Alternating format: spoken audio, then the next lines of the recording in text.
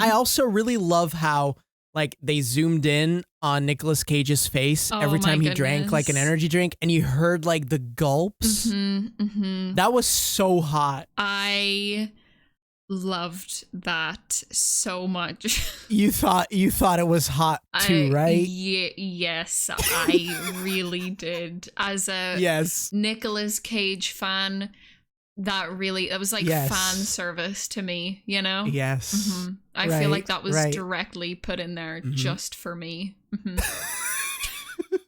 Actually. Hello there. Hello. Let's go. Yeah. Welcome to the Ackshully podcast. Woo! Yeah. Ackshully. Woo! Ackshully. Let's go. Ackshully. Woo! Ackshully. Yeah. It's fine. Actually. Yeah. Woo! I am not ready for this. Oh my goodness. Oh, actually. With your hosts, the wonderful Cobble and the amazing Katy. Oh yeah. Actually. Yeah.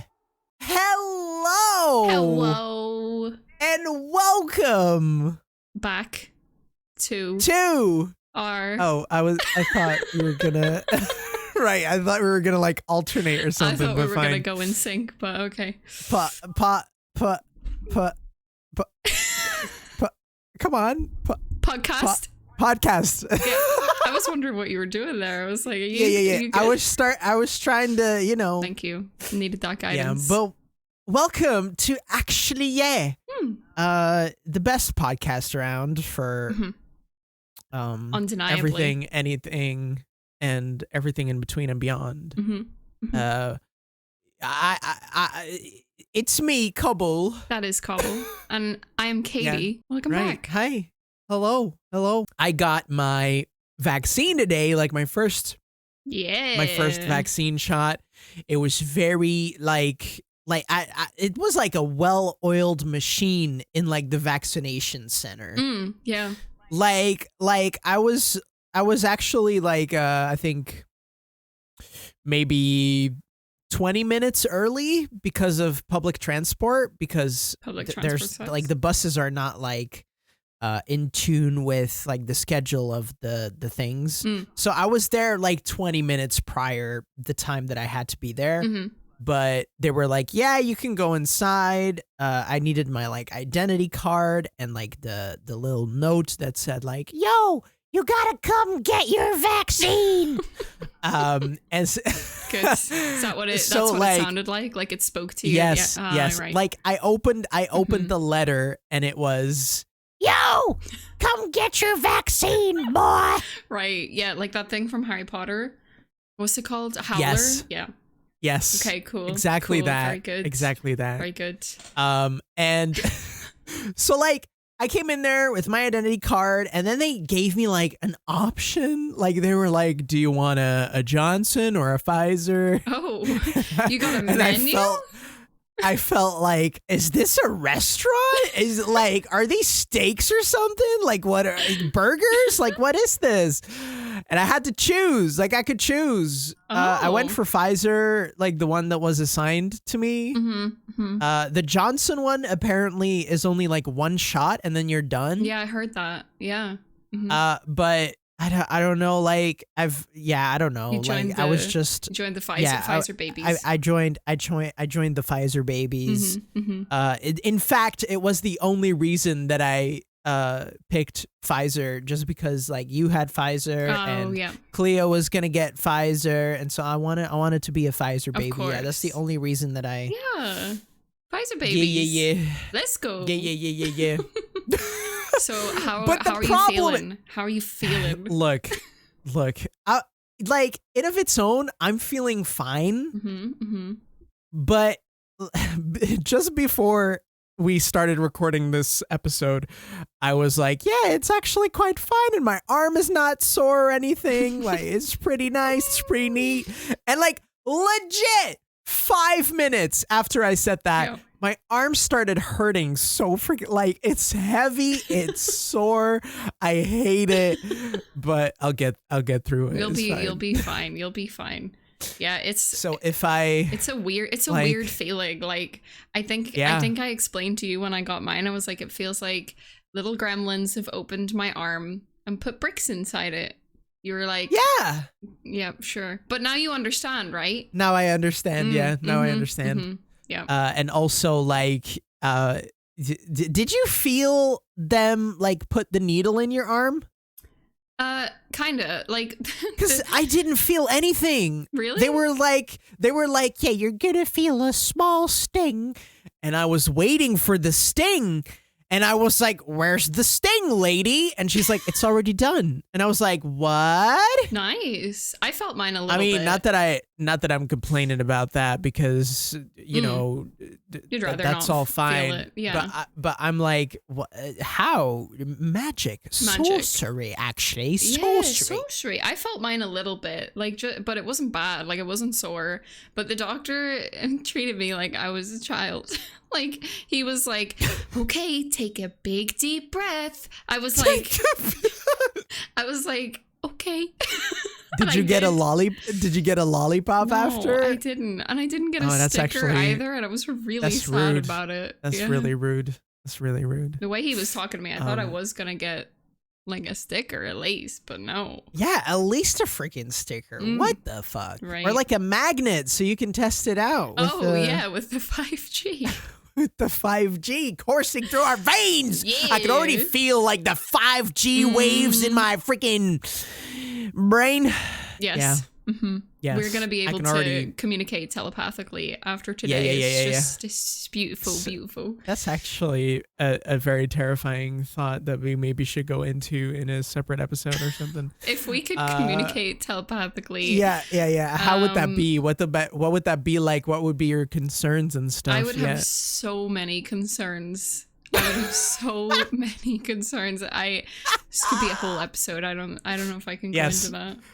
Yeah, we'll do it though. We'll do it eventually someday. Oh my goodness. Right.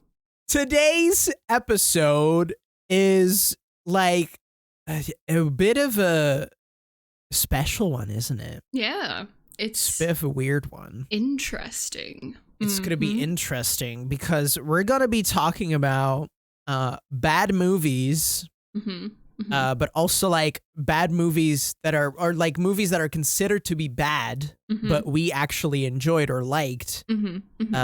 And we're also going to be receiving incoming transmissions from an alternate dimension. Ooh. Where we're talking about the same movies in this dimension, but they actually think that they're like masterpieces. What's your alternate dimension name? Because mine is Tacky, right? Because I'm Katie, but Tacky is... Tacky. Yeah. Mine is Bockle. Bockle. Where the hell did that come from? I don't know. Cobble, and I just switched the B's with the C. Oh, right. Bockle. Okay, yeah. Bockle and Tacky. Bockle and Tacky. Amazing. Yes. Right. So we're going to listen to transmissions from Bockle and Tacky. It's ridiculous. This podcast, I don't know what this podcast is. I love it so much. Actually, I do. I like in one, like on one side, I'm really hoping that this podcast is gonna like conquer the like the hit charts and stuff. And on the other hand, I'm like, you know what? Let's just remain like a super tiny podcast so no one has to hear my fucking bullshit. Yeah, pretty much. Oh my goodness. Yeah. Right.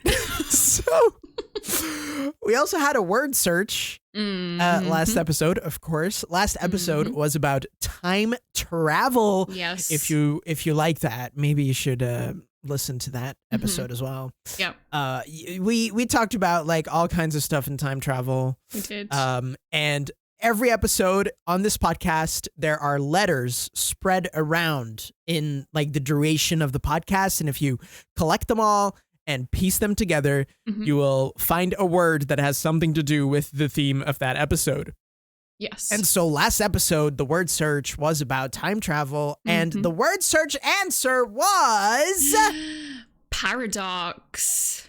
Paradox. You know, like we talked about the grandfather paradox and stuff. Yeah. So paradox is the answer. So if you got that, freaking applause. Let's go. Let's Rounds go. of applause. Hell very nice. Very nice. Absolutely gamer energy. Amazing. I love it. Yeah. And also on every episode, we highlight a movie or a game or a TV show that we're loving right now, just to give them a little bit of spotlight. And mine, it's my choice this week, and yes, of course, and it's a TV show. Yes, it's a TV show. It is a K-drama. And right. It is about K-pop, because do I ever stop talking about K-pop? I don't actually think I do, actually. But the TV show is called Imitation. Imitation. Yes. Ooh. And I started watching it because a couple of K-pop idols that I like are in it. Right. Who's in it? Like most of the members from ATEEZ are in it. Right. So I was like, ooh, gotta watch this. And it is so good. So it's about, like, on our K-pop episode, if y'all listened, we talked about like the K-pop industry and how particularly strict it can be on like dating and all that kind of stuff. So this TV show is about a very famous K-pop group called Shax. They're a boy group. Shax. Yes, Shax. And Shax. then like a newly debuted girl group called Tea Party. And Tea Party. They're so cute. Listen, they're so cute. What? Yeah. They're so cute.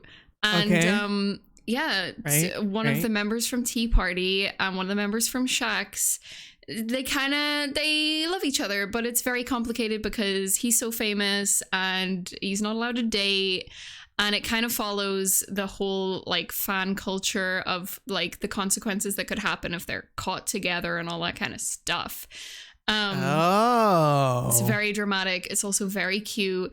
The main actor in it, who's called Lee Jong-young, he is just beautiful. And it's really, really great. And also what is really cool about this show, like the effort that they have put into this show is so wild, because so the show is obviously about these different K-pop groups, right? But they're fictional, right? But they all have songs on Spotify, and they've done like live performances in Korea as if they are real. Like, it is a whole thing. What? Yeah. It's a whole thing. That's pretty insane, actually. So you can listen to Shax and Tea Party on Spotify, and Tea Party's song absolutely freaking slaps. It's really cute. So would highly recommend. Right. Okay. Yeah. And if like anyone who's listening is actually interested in K-dramas, because there's so many and they're so good, there's a website that is like, a lot of them are on Netflix. But there's a streaming. They? Yeah, there's quite a few on Netflix. Really? Mm-hmm. I have never, but maybe I'm just not on that side of Netflix. Yeah. Maybe that's my problem. There is a specific streaming service for K-dramas, and it is called Viki, and that's what I use to watch Imitation. So why is it called Viki? I don't know. What does that have to do with K-pop or K-dramas? I have no idea, but that's what it's called. Viki. Right. Yeah. Right. Mm-hmm. Right. Okay. Yeah. So all right. It's consuming Imitation. Mm-hmm. Imitation is consuming Katie. Mm-hmm. And highly recommend. After this recommendation, it might also consume you. Yeah. Mm-hmm. Yeah. Right. Great. We have our topic of this week. Our episode is called "Actually, These Movies Were Good in an Alternate Dimension." Yeah. I'm so not ready for this. Okay, so listen. Later in this episode, we're gonna talk about 4 movies We're gonna talk about the masterful Green Lantern, the revolutionary The Emoji Movie, revolutionary, the thrilling Willy's Wonderland. I cannot. And the exceptional, like, visionary masterpiece Sharknado. We're gonna talk about it, like, from our dimension, but we're also gonna receive transmissions from an alternate dimension from Tucky and Bockel from the podcast Yeah Actually. Yeah, actually. Good, very good.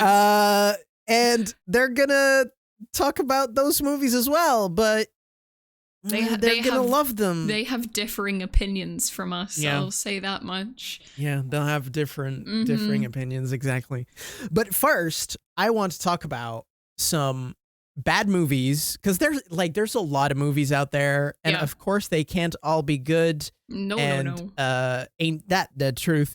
Because there are some pretty bad movies out there. But my question is, are there, like, bad movies or even, like, bad TV shows you can choose, like, that you know they're, like, either you know that they're bad and you realize that they're bad, or they're perceived as bad by a lot of people, but you actually like it / even love it?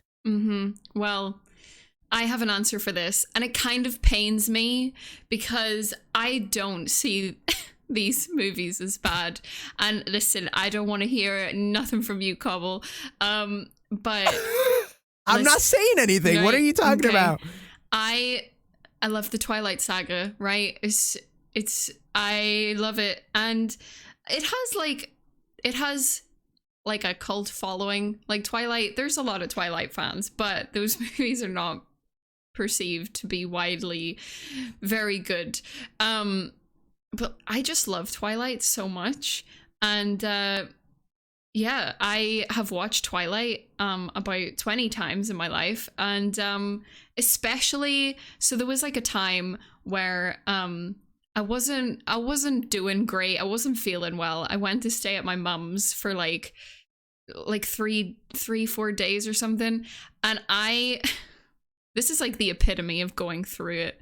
I sat at my mum's house, like in my PJs, watching Twilight and doing nothing else. Like all of the Twilight movies, just zoned. Right. And that was like, it was therapeutic. It was great. So I'm really happy. I'm really happy for you. Listen. Notice how silent I was? Right. So tell the listeners your opinion on Twilight. Listen. This is a really sensitive point for our friendship. This might ruin us, actually. No, like, I have no problem with people that like Twilight, because I'm of the opinion, like, if you like something and like someone else doesn't like it, doesn't mean that it's like inherently bad or whatever. Yeah. Like, you like what you like, you love what you love, and if that makes you happy, I'm just super happy for you. But being said, I have nothing with Twilight. I really do not, and I don't understand how someone could feel like it's like actual good movies, but that doesn't mean that I'm just gonna like take away someone's enjoyment of that. Like, I always just I'll let people, like, if you like something and it's not harmful to anyone and it's not like harming people or like utterly destroying people or whatever, like, I'm all good with it. Like, you like what you like. It's the same thing that I have with Fortnite, although, like, I'll admit that I do enjoy Fortnite sometimes, from time to time. I knew like, people love stuff that I don't like, and that is fine. You just have to accept it, move on and talk about something you love. Yeah, and also don't be mean about. Yeah, don't be. Yeah. Exactly. When somebody likes something, don't like dampen their excitement, you know. But I do just want to say, how can you watch the baseball scene in the first Twilight movie and not think that that's a cinematic masterpiece? Like, that baseball scene with the freaking Muse song. Listen. Okay, listen. The problem that I have with Twilight is mainly that it all feels very, very bland to me.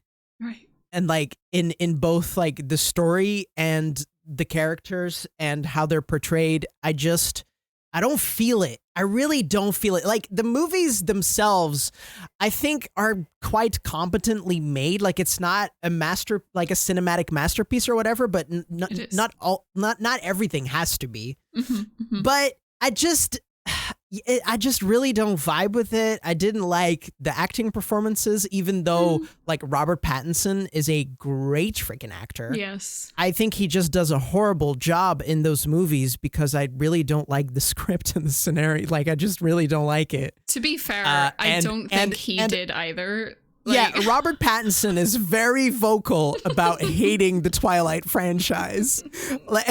And that is so funny to me. It is really funny, though. He's hilarious. I love him so much. Like, he's great. He's such a good actor. Mm-hmm. He's going to play Batman. Mm-hmm. I'm excited to see that. I'm really so excited for that. Because, like, a lot of people were all like, yo, freaking Vampire Boy is playing Batman. That. I don't know. No. That's He's not so talented. Hashtag not my Batman. Oh my god. And it's have you seen any of his other films? He's great. Because he's such a great actor. He is. I think like recently he started a movie with Willem Dafoe. I think it was The Lighthouse. Yes. Freaking amazing. His performance in that, holy freaking shit. He's so talented. He's a really good actor, and I really can't wait to see his performance as like Bruce Wayne and I think he's gonna be great. Batman. I think he's gonna be great. I think it's also gonna be great, and it looks to be great. So I'm excited. But yeah, Twilight just doesn't do it for me. All right. But I do understand the appeal. Like, there's a lot of attractive people in there. Like, first things first. Like, there's a lot of attractive people in there. Totally understand it. But yeah, I don't know, like story-wise and character-wise, I just really cannot get invested in a meaningful way. And I watched all of those movies. Like, I watched them all because I'm of the opinion, if you're going to hate something, like if you're going to hate a movie, at least you should have seen it. Yeah. You should have. It's pretty good that you actually like watched it before forming an opinion. Pretty good. Yeah, because there's a lot of people on the internet they hear something is perceived as bad and then they just jump on the hate train without actually seeing it themselves. And then I'm like, really? Do you really? Like, I guarantee you, like 75% of the people hating on Fortnite have not played Fortnite. True. Fortnite's great. It's great. I mean, great is debatable. It's great. It's so great. But I do have fun if I play it with friends. I will say that. I will say that. Yeah.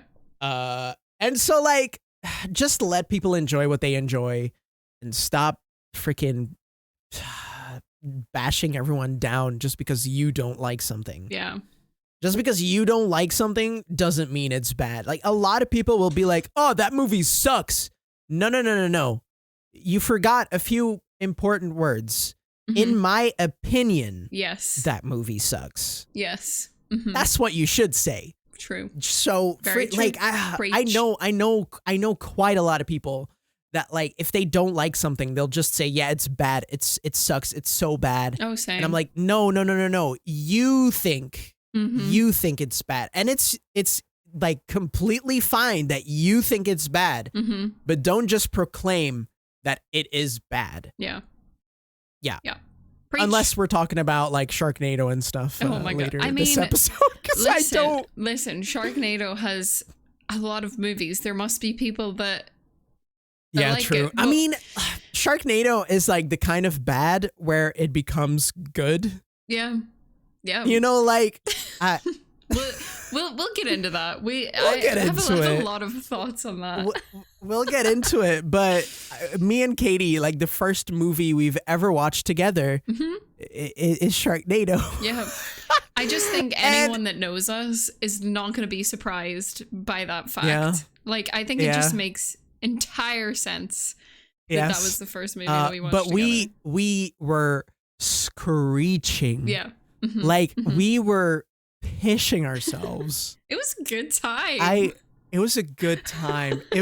Listen, it's a really bad movie, in my opinion. In our opinion. But yeah, we have fun. Regardless, I also have a movie that I absolutely love. Like, I would give it like a 9 out of 10 or something. I swear. Okay. And people are like, what is it called? It's Disney's gforce. I hadn't heard of this until Cobble told me about it the other night, and I was like, what the heck is gforce? Like, what does that mean? What does that stand for? Do you want to tell us what it stands for? gforce basically stands for guinea pig force. And that sounds really freaking dumb. But it's a movie, right? It's a movie about a team of guinea pigs. And they're like super spies and super agents. And they go like on field missions and stuff. And it's freaking epic. Like they're controlled by like these two humans. They have a task force with these guinea pigs, and their tech guy is like a mole. Oh my god. That's their tech guy. Of and course. That mole is voiced by Nicolas Cage, by the way. Oh, wait, did you tell me this piece of information? I think so. But he's voiced by Nicolas Cage, which makes it even better. No. For anyone that doesn't know that is listening, I have I'm so sorry to this man. Maybe he's nice, but me and Nicolas Cage do not get on. There's just something about him. He haunts me. I've had nightmares about Nicolas Cage. Genuinely. What if we get Nicolas Cage onto the podcast? You can do that one alone. I do not want to. I don't want to be involved. Oh, please. Oh, that's my goal now. I want to have Nicolas Cage on the podcast. I don't think he'd want to come on now that I've just slated him. Yeah, probably. Sorry. But yeah, so Speckles, the name of the mole, is played by Nicolas Cage, which is beautiful. Yep. It's beautiful. It's poetic. But it's this team of guinea pigs, and there's this company that makes like a bunch of electronics around the world called Saber Industries or something. And they have this chip in every household machine, and like all over the world, a bunch of people have these things.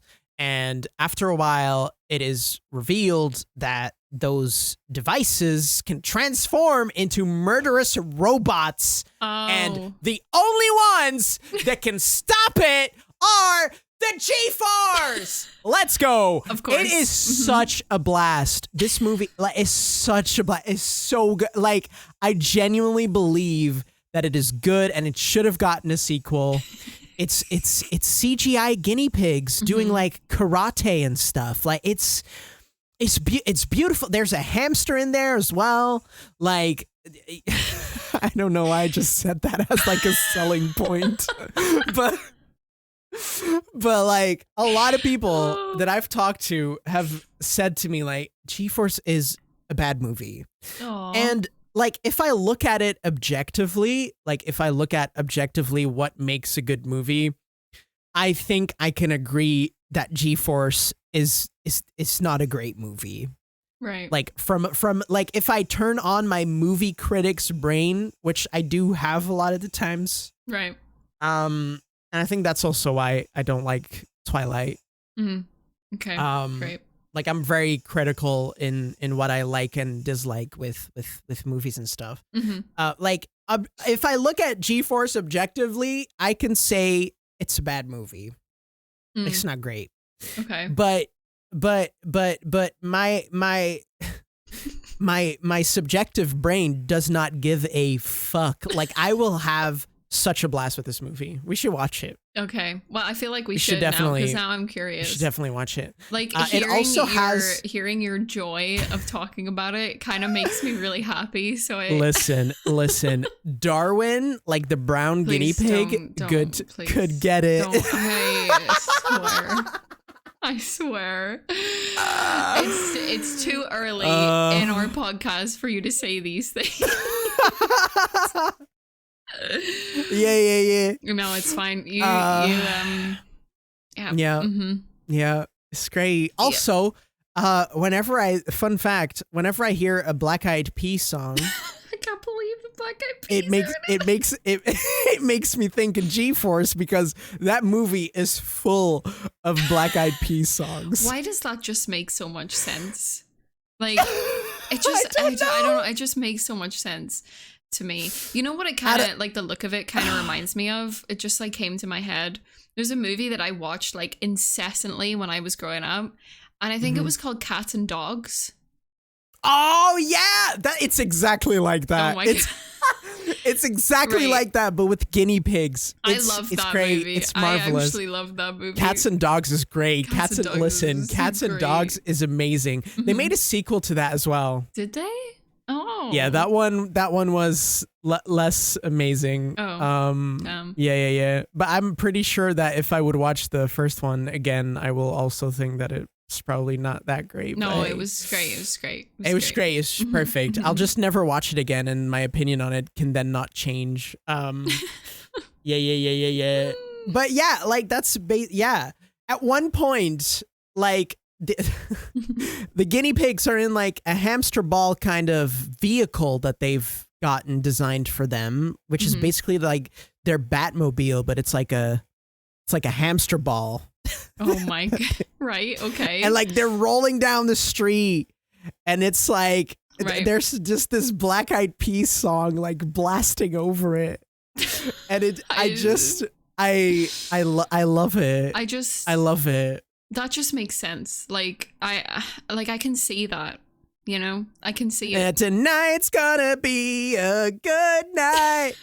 Tonight's gonna be a good night. And then like beautiful. That is. It's marvelous. It's marvelous.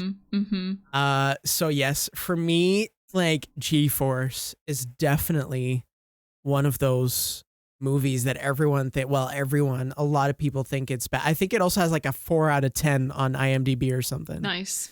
Like people think it's bad, but I just have such a good time with it. Well, and you know, as a kid, if you like it, that's what matters, right? Yeah. As a kid, after seeing that movie, I wanted to have a guinea pig like really, really badly. And I made like presentations to show my parents that guinea pigs can be like super good, and like you can give them all kinds of like leftovers from like lettuce and stuff like that, so you don't have to throw it away. Like those were my arguments, right? Oh my God. Did you get one? No, I didn't. And in retrospect, I'm like, thanks, Mom and Dad, for not giving me a guinea pig, because secretly I was planning on training it like Darwin in gforce. How? Oh my God. I was gonna make like a little suit for him. And like night goggles and stuff. Wow. Yeah. Wow. That's so something. You know, I'm happy that they didn't give me that, because that would have ended badly probably. Yeah. So yeah, do you have like another like movie or like a movie like series or like maybe a TV show that everyone thinks is bad that you're just like, nice? I mean, there's TV shows specifically that like I know are bad, but I can't stop watching them, right? For a while, for me, that was Riverdale. Because the first season of Riverdale was really, really good, and then from there, like afterwards, I was like, what the fuck is going on? I have since stopped watching it, but I watched many seasons after, or however many, because they kept taking breaks and it felt like new seasons. So I don't actually know how many seasons of Riverdale there is, but for a long time, 4. Right. The 4th one is still going, but right. they do it in like halves. Yeah. And sometimes even in like 3 bits of episodes, and like it's super weird, and you think that it's like a season finale, but it's just like a mid or quarter season finale. It's super weird. Yeah. But yeah, I 100% like agree with you there. Riverdale season 1. I mean, to say that it's good might be a bridge too far for me, but it was a guilty pleasure for me. Like I had fun watching it. Like the actors are beautiful. I mean, KJ Apa. I'm more like and Cole like Sprouse. Jughead. Yeah. Jughead. Yeah. You know, they can, they can ring my doorbell. They can ring my doorbell. That's very polite. I'll open the door. I'll let them in. Yeah. But like season 2 was still like enjoyable for me, but less so than season 1. And like season 3 came around, and now I'm just straight up like, okay, it's actual trash. Yeah, like, I just can't keep up with like the stuff that happens, and there's so. I did enjoy. Wait, are they on season 4 or 5 now? Because it might be 5 actually. Maybe. Because I think like in season 4. Yeah, I think they're on season 5 right now, whatever. In season 4, there was like one storyline of one character, and that was Jughead. Like Jughead's storyline in that season was really, really nice. Ooh. Really liked it. Like really liked it. It had like a really neat mystery in it, and like with a writer's guild and a bit of conspiracy, and it was nice. It was good. Right. But everything around it, all these characters, and now they've made a time jump. Oh, I heard about that. I think that's it's supposed to like be a soft reboot because all of the characters have moved on. They don't go to school anymore. And they're back in Riverdale, and stuff starts happening, and it's just I thought maybe after this time jump it would go back to being a guilty pleasure, but no, it's just no. It's just one of those shows, though. Like if you started watching it from the beginning, you kind of can't stop. Yeah. I felt like that for a long time. I'm still watching it. And every episode, I'm like, I hate myself. What is this? Every time. I was very much like that with and like this show is like really. It's problematic. Like it has a lot of bad stuff, but I started watching 13 Reasons Why when it came out. Oh yeah. Oh, I hate it. Yeah. But I had to watch it till the end, but there's so many problems with it. So many problems with it. It's not good. Yeah. But that's another one that I think I watched I need to see the end. I think I watched 2 seasons of that. And like the first season was all right, but could have been handled differently. Very differently. With some very severe themes in that show that it could have been way better handled than it was. And in season 2, they just lose it entirely. Like instead of like trying to build on what they've done and try to fix what they've done wrong, they just make it even worse. Make it worse. Yes. Yeah. And it's like, what? Why would you do that? Like, I couldn't. It is. I couldn't. Yeah, it was all handled so bad. I'm actually surprised that it did continue till it ended. Yeah, and that it greenlit. Like, Netflix actually greenlit it. Yeah.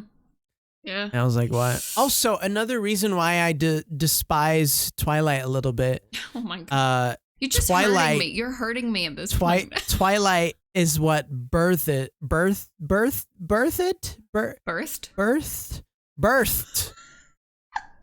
50 Shades of Grey. I've never seen 50 Shades of Grey. I've never seen it.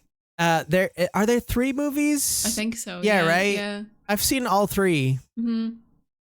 Because it's Twilight fan fiction, right? That's what it is. It's Twilight fan fiction, yeah. Just with different characters and in a different setting, but it's Twilight fan fiction. I've never seen it. I'm curious. I'll say it. I kind of want to see it.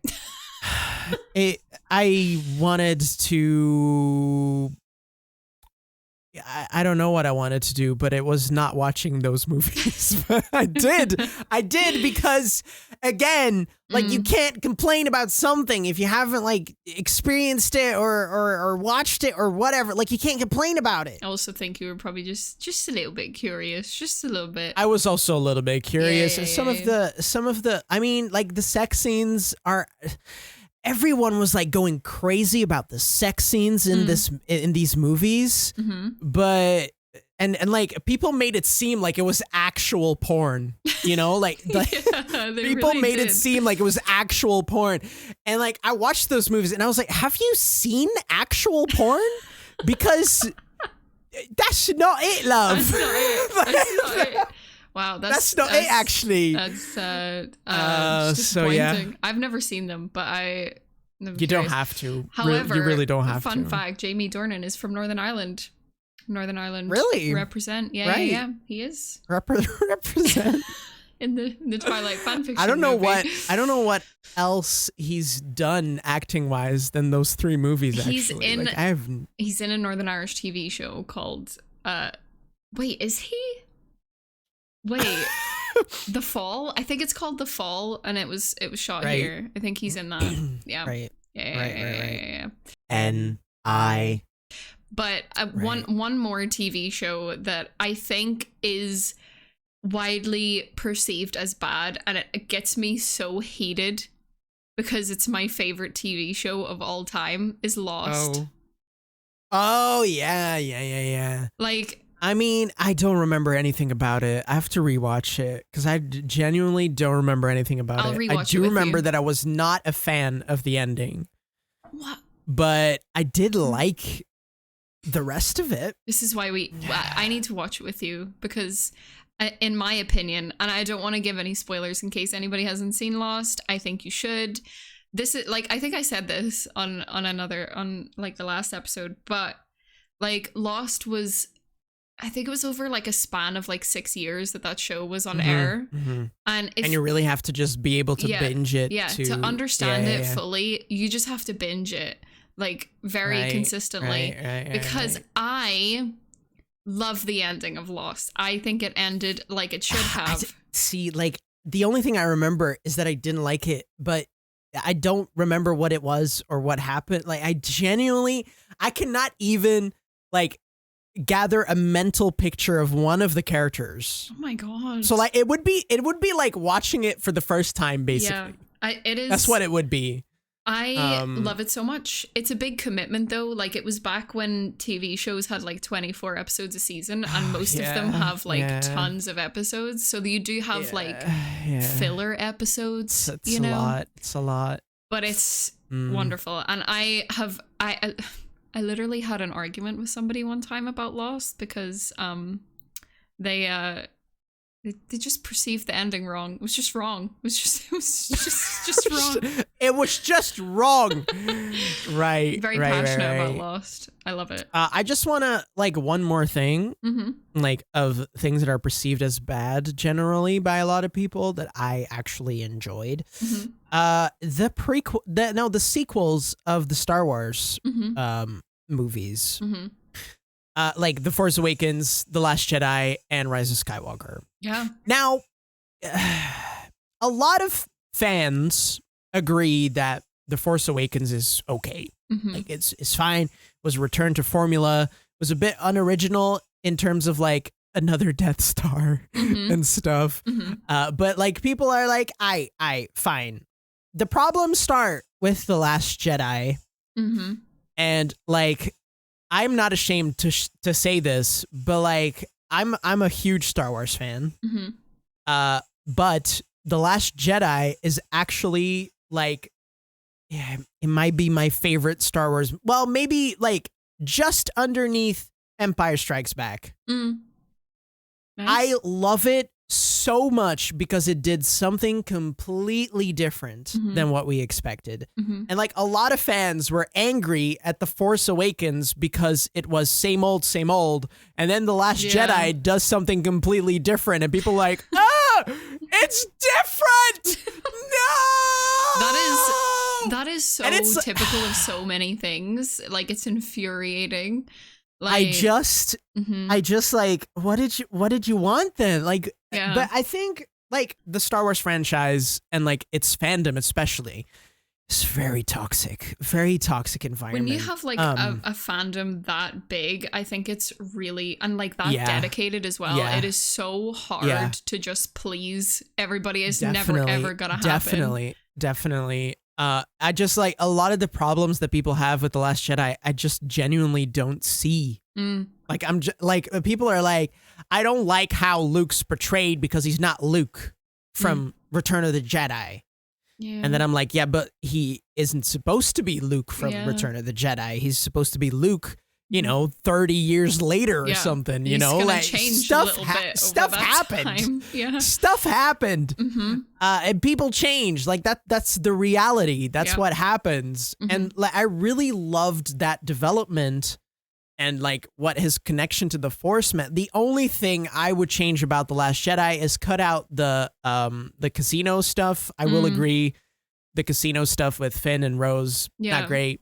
I would cut that out. And the ending, on one hand, I love, but on the other hand, I would have liked to see more of where a certain character could have gone. So, like, I really love it. And people hate, and like Rise of Skywalker then gets like a lot of hate as well because it didn't end well, and like they brought back certain characters and just for cash grabs, blah, blah, blah, blah. I don't love Rise of Skywalker, but I also don't think it's terrible. Yeah.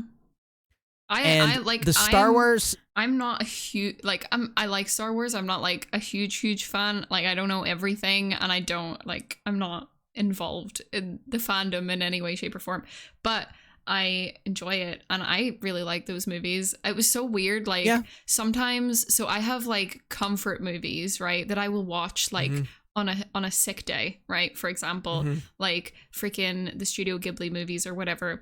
For a while, I went through a phase of these Star Wars movies being my comfort movies. Don't know why, because they're like action and stuff. Valid though. Yeah.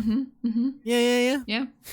So if you don't like The Last Jedi, if you're listening and you hate it, that's your opinion. That's fine. But just like, you cannot convince me that it's bad for me. Like you cannot. So you could just stop and just accept that I like it, and then we just move on to something else. Yeah. Like just let it go. Let me enjoy what I enjoy, and I'll let you hate what you hate. Yeah. It's fine. Yeah. It's all good. Yeah. It's all good. Peace. Yeah, peace. Peace and love. Peace and love. Yeah.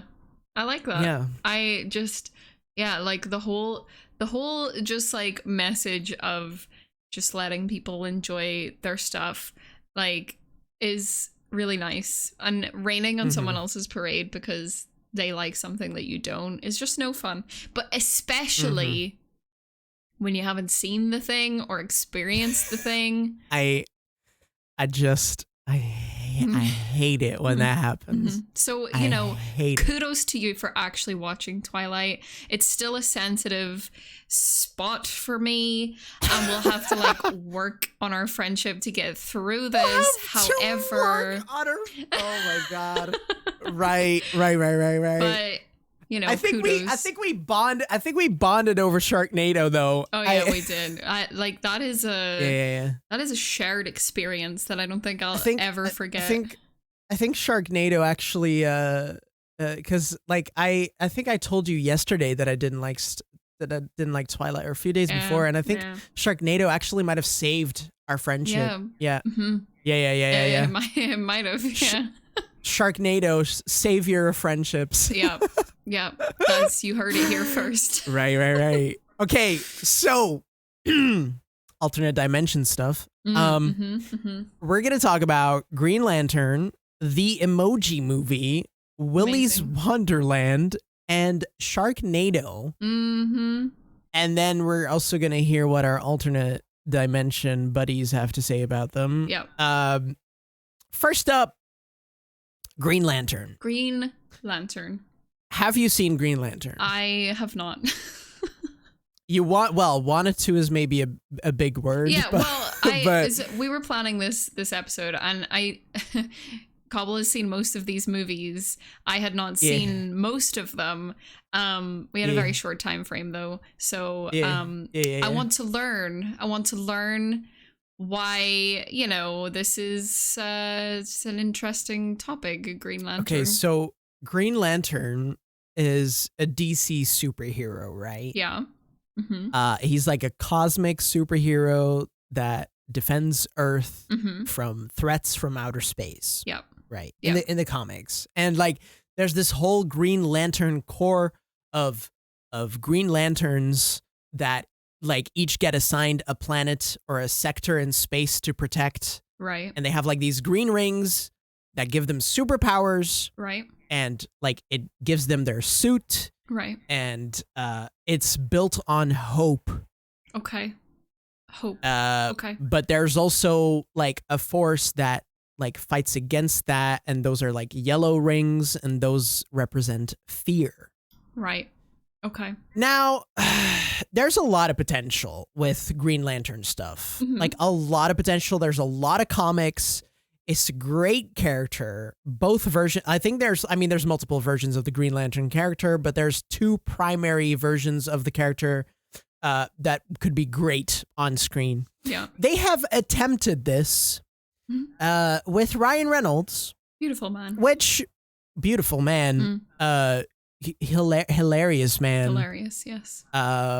He could also ring my doorbell. Yeah. Absolutely.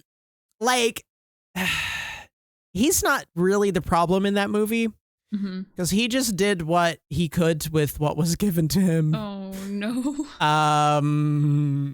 But it's one of the worst movies I've ever seen in my entire life. Oh, because dear. I love the Green Lantern character. And to see it, become what it became in that movie, it's just sad. It's just sad. Yeah. So I actually made some notes about this. Right. Because otherwise I wouldn't be able to express to you. So the story is there's this pilot, Hal Jordan. He finds this dead alien, and the dead alien, or no, like it doesn't does he find him? I think he finds him. And the dead alien is like, yeah, he whispers to his ring, like, find a new person to be like Green Lantern, because that's how it works. Like when a Green Lantern dies, the ring flies off and finds a new person that is destined to be a Green Lantern. Right. And so he gets this ring, right? Yeah. He gets this ring. He, like, when he activates it, he gets like his super suit. He like tells his friend is super excited about it, blah, blah, blah. There's a huge entity coming to Earth to eat it. Right. Eat Earth. Of course, yeah. And it feeds on fear and stuff. And there's like another character that comes in contact with that like substance, and his head like grows and he looks like a big brain person. Oh, galaxy brain. It's super weird. It's super weird. In the end, like, he saves the day, obviously. He goes to train on the home planet of the Green Lanterns. That's about it's not really that interesting. Like, the movie could have been so much more interesting. Right, okay. But the thing that bothers me is, first of all, Ryan Reynolds is fine in the movie, I think. But the lines that they have to deliver, oh no, there's just no way that you can do that in a believable way, and most of the cast struggles with this because it's just bad. The CGI and special effects, this movie had a budget of $150 million. That's a lot. And it looks like a movie that was shot like for, I don't know, like maybe 50 grand. Like, my God. It's horrendous. Jeez. It's actually horrendous. If I'm wrong about the $150 million, by the way, feel free to correct me on Instagram or Twitter or whatever. But I'm pretty sure that I read $150 million. That's still wild. Though, even if it's like considerably less, I've seen movies with a budget of like $5 million with excellent CG and excellent special effects. Yeah. This movie is not one of them. I cannot actually believe that it was made this way and that DC was like, yeah, it's good. It's good. They didn't want to hurt someone's feelings there. There was like, yeah, it's good, sure. Yeah. The main villains, because there's like kind of two. Right. They're just evil for the sake of being evil, basically. That's what it comes down to. No dimension at all. Right. No motivations, no nothing. Okay. The love interest for Hal's character, I think is she played by Blake Lively? Oh, his real life wife? His real life wife. Yeah, I think so. Or did I remember that wrong? Yeah, his real life wife plays his love interest. Oh, is that how they met? Maybe that's how they met. I don't know if that's how they met, but like she's also a great actress. I like her. Yes. She's also super funny. But in this movie, she's just the love interest, and that's it. Great. That's wonderful. Her character, like as a woman, it has nothing. Great. Basically. Great. It's just, it's nothing. Disappointed, but she's not given. surprised. She's given next to nothing. Great. Totally unrelated. The movie is directed by a straight old white man. Of course. Yeah. Of course. We're waiting totally for that. Unrelated, but yeah. Oh, totally unrelated. And like, it's just like the combination of how bad the story is and how bad the characters are presented and like the lack of imagination with the superpowers of Green Lantern. Like the Green Lantern can summon like energy around him and shape it into weapons of his choice. And he can like literally think of anything. Right. And all Ryan Reynolds' character can think of are like making glowy green fighter jets and like hammers and stuff. Right. And it's like, you could have done so much cool shit with it. Oh no. You could have done such cool things. And like, oh no. Like spoilers for this movie, but I don't think you'll care. Right. And you shouldn't care. But like this giant entity comes for Earth, right? And like the Green Lantern Corps like bands together and fights it off.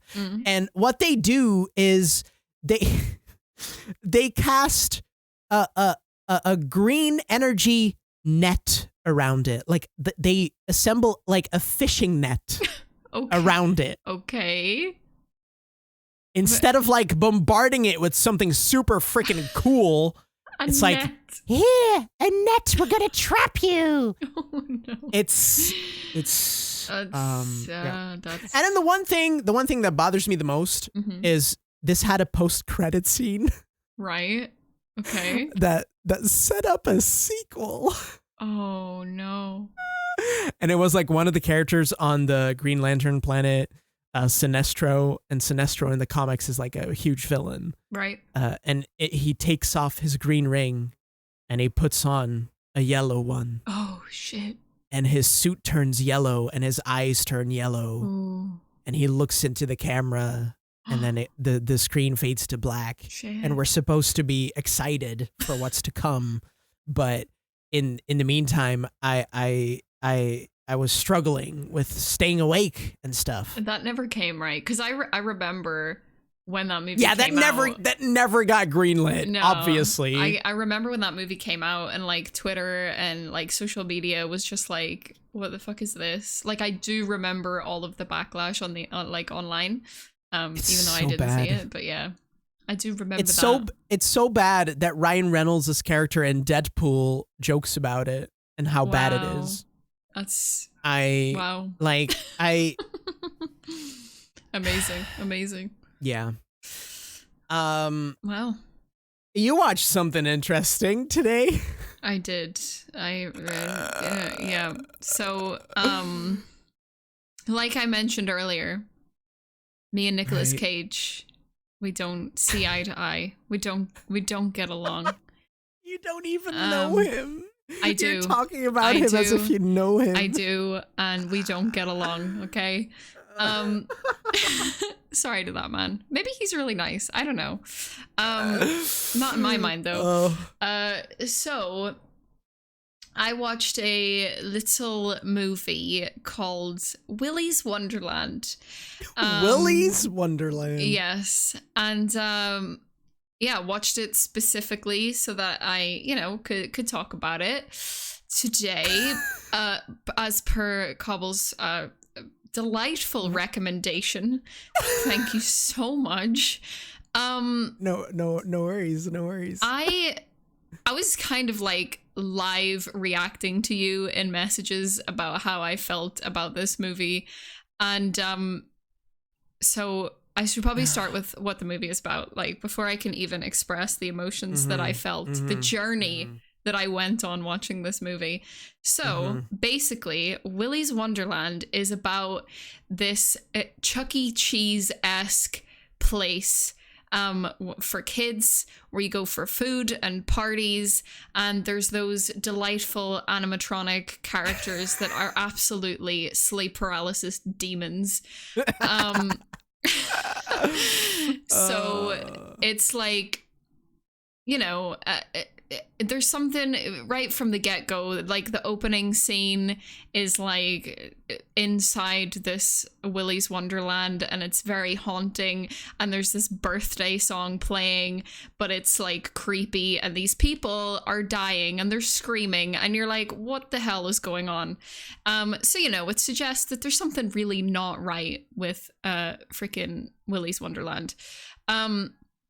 So Nicolas Cage comes into the movie, and he winds up in this town where Willy's Wonderland is, and his tires like are punctured, or like his car doesn't work, so this man offers him work to pay for fixing his car because he has no cash, and the work is cleaning up Willy's Wonderland because it hasn't been open for years, and it's disgusting inside, and he needs somebody to clean it.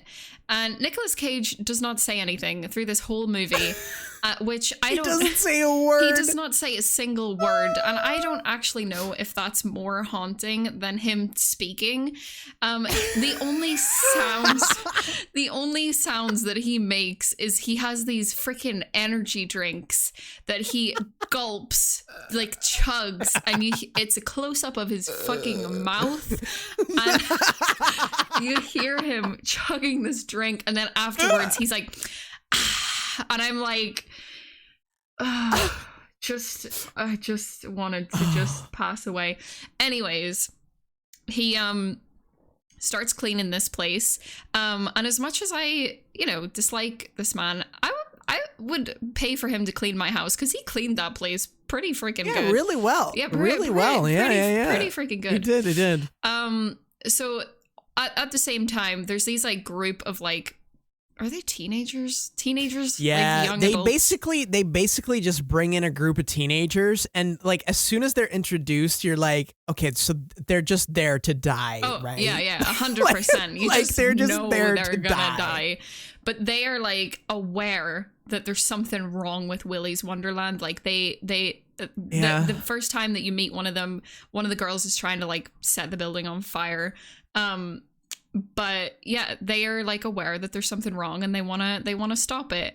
And so it gives you a little bit of a background to what happened at Willy's Wonderland, which is the place opened by this guy who was actually a serial killer. He is a very twisted individual who opened this like kids place, and he dressed up as like the characters, and he hired other freaking weird twisted people to work there too, and they would like kill the families when they when they went there. There's a room in Willy's Wonderland called like the Super Fun Room or some shit like that. The Super Fun Room, yeah. So this is where they would lure the families, be like, you can pay more to go in the Super Fun Room and have like a private party, where they would die. So that's really nice. So, the authorities, got suspicious of like what the fuck was going on here, because a lot of people were going missing and all this kind of stuff.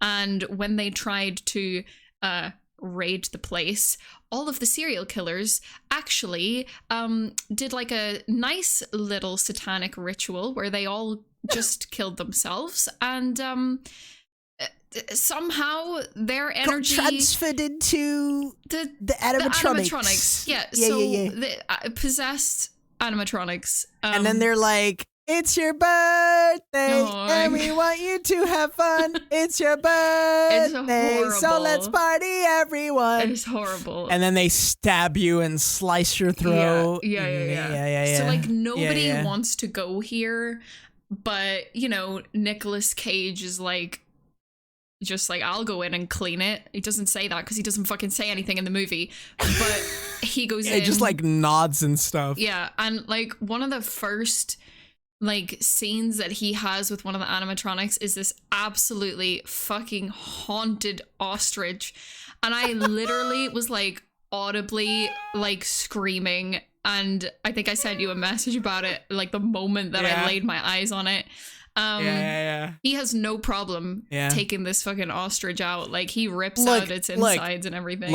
Like this movie, I mean, it's bad, right? Like, it's bad, but it's also just Nicolas Cage beating the shit out of cursed animatronics. That's basically the whole movie. The whole movie. And there's something about it that, like, I don't know, like to enjoy it is maybe a bridge too far, but I kind of had fun. I don't know. The fact that I was watching it alone on a Thursday morning. On a Thursday morning. I maybe had we experienced that together also, maybe I would have had slightly better time. I don't know. But one part that I found like really funny, it was definitely like a horror movie trope, was like when the teenagers like basically go in and they're trying to get like Nicolas Cage to come out because they're like, they're freaking possessed animatronics, you have to get out of there actually, and he's like, nah, I actually don't care, like I don't care, he does not give a shit. But two of the like teenagers or whatever, they're a couple, right? And everybody like leaves them in this room, and were they not like having sex while they got killed? So they're like ooh, the super fun room, what's that? And the girl's like, let's go. And I was like, they're gonna die, absolutely, they are dead because they're gonna have sex, they're gonna die. That's a horror movie trope, and I was right, they had sex, they died. So I found that very funny. But the animatronics are honestly, I don't know, they're so haunting. I feel like I'm gonna have nightmares, and it's just I can't explain the emotions that I felt when I watched this movie. Like Nicolas Cage, bad enough for me, but the animatronics, particularly the freaking ostrich, that is what haunted me the most. And I mean, like the acting in it, it's not that bad. Like, it's not bad acting, really. But it's also not great. It's not great. Like, it's not great. It's not Oscar worthy. Although Nicolas Cage gives the performance of a lifetime. Listen, right. I'll give him credit with the fact that he doesn't speak and he still is good, right? I'll say he manages to get his point across without actually talking. Yeah. But the energy drink chugs. The energy drink shit, like, I can't, that was too much. Every time, close up on his mouth, I was like, All right, Katie, I think we're having an incoming transmission, and I think I can already hear us talking. They're talking about Green Lantern and Willy's Wonderland. Oh my God. Right now. Let's listen in. Let's listen in. Yeah, let's do it. So, Taki. Yes. Buckle. Buckle, yeah. I watched a movie last night, and I actually it was really good. Right? Tell me more. I watched Green Lantern. Oh, right.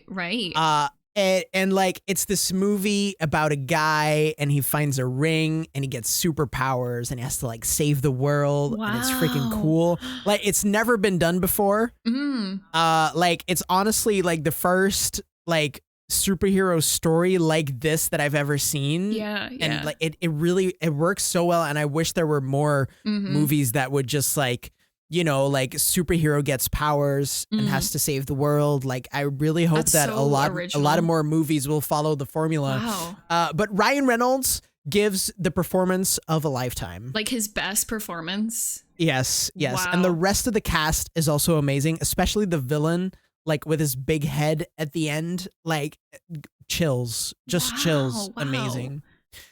The CGI and the special effects in this movie are mind-blowingly great. Wow. Yes. That's really cool. The suit of the Green Lantern looks so good and real, and I think they really did a great job. And I cannot believe that they made this film with only $150 million. Only 100. Oh my. Yes. Holy yes. Shit.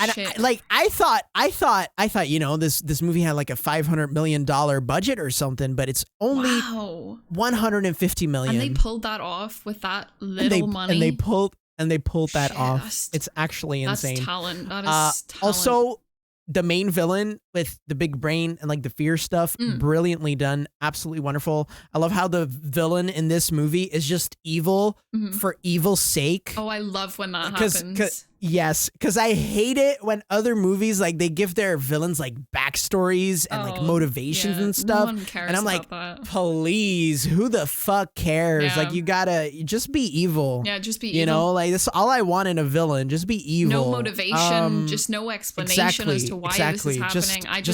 I want to do this. Why do you want to do this? Because I want to do this. Yeah, right? Absolutely. Yes. Agreed. And then the love interest in this movie is played by Blake Lively. Amazing performance. Her character is given so much to work with. Love she's basically just there to be his love interest. Perfect. And that's how it should be. Oh yeah, totally. Yeah.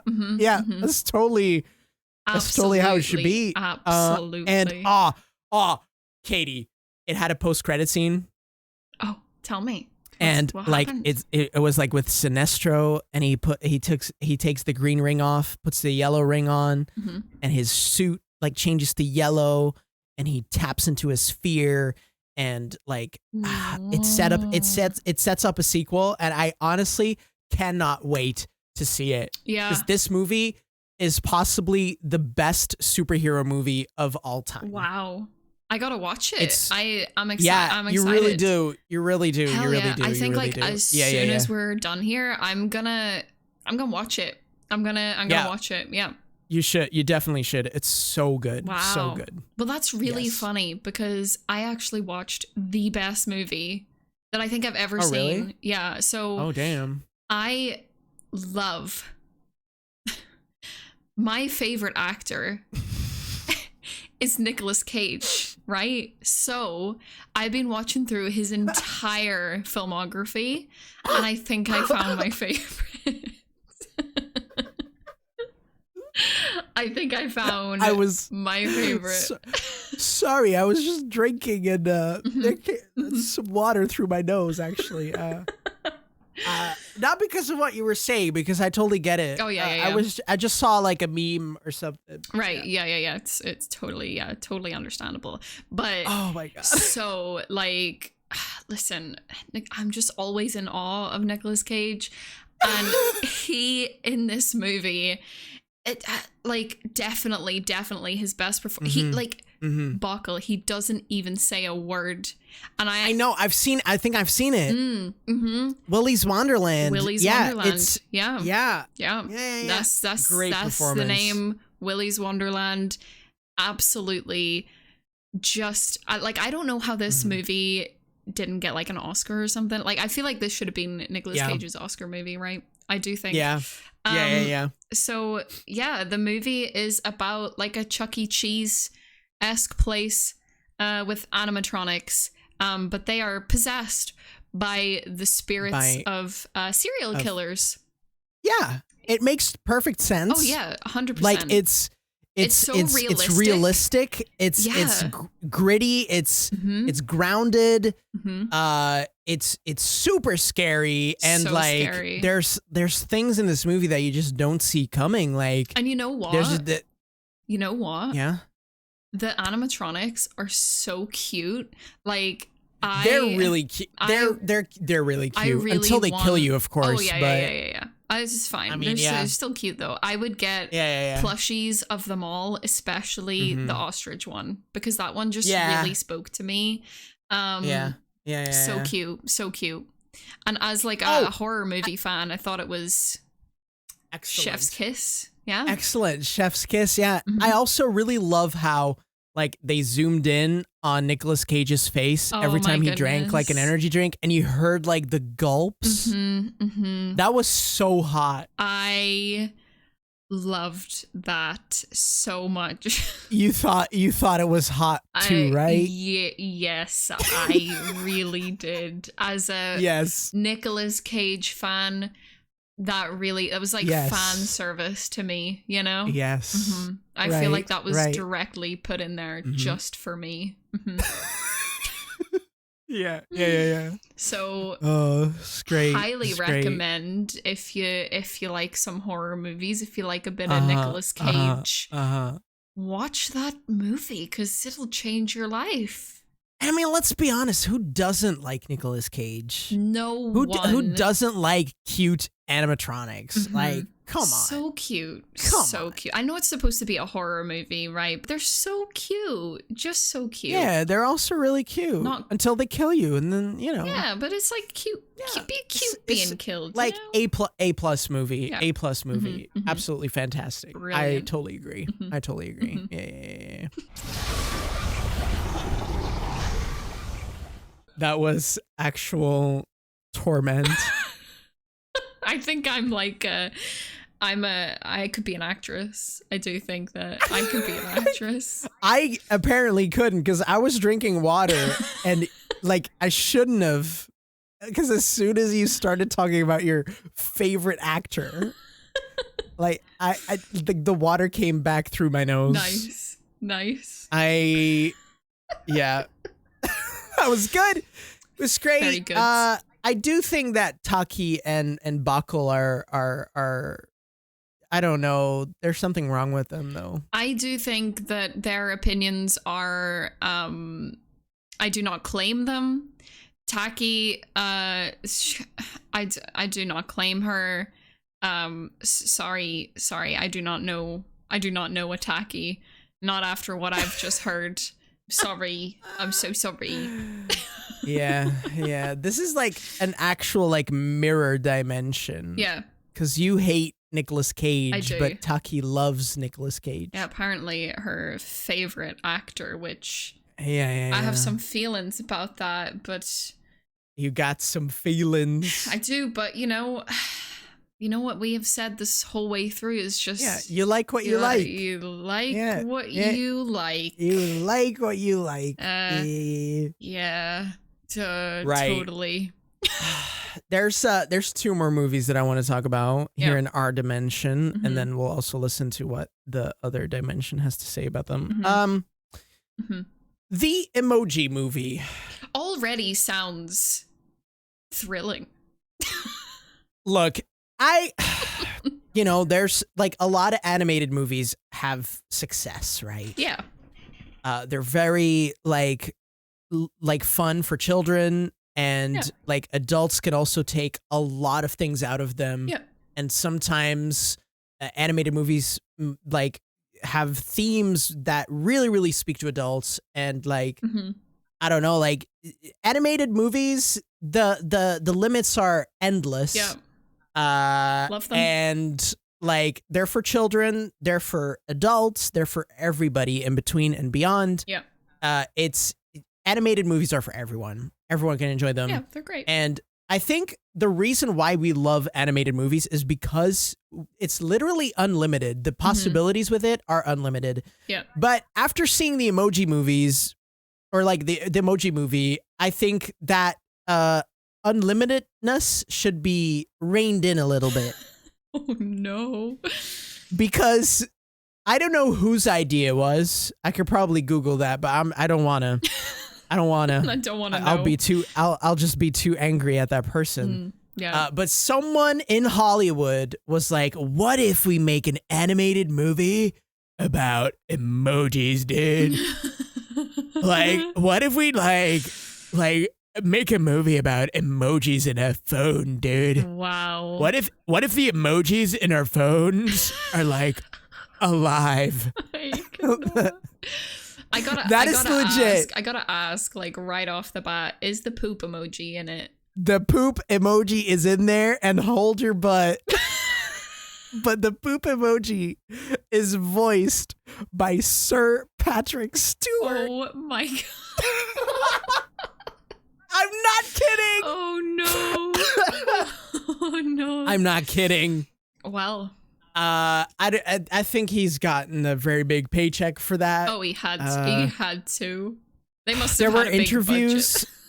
There were interviews with like a press tour and stuff. Yeah. And you could just see in Patrick Stewart's face that he had made a mistake. Oh, I love that. But yeah, this movie is about emojis inside of someone's phone. Great. And every emoji has one like expression and one like feeling. Oh. And like, so the sad emojis are always sad and they always cry. The heart emojis are full of love and they're always in love. There's these like meh emojis that are always like grumpy and stuff. And then we meet our main character, which is an emoji. I don't remember what type of emoji he was supposed to be. Right. But the problem is, the problem is that he doesn't have one emotion. He has multiple ones. Oh. He can do like all of the emotions. Oh. And the people in this emoji society in the phone look down on it, and it's not right. Shit. And like if people find out, he will be deleted. Oh.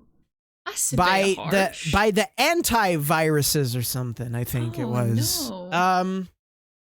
Poor little guy. So, and there's also like a plot with like the boy that in whose phone they are, and he's like in love with a girl and he wants to send her a message and he doesn't dare, and right.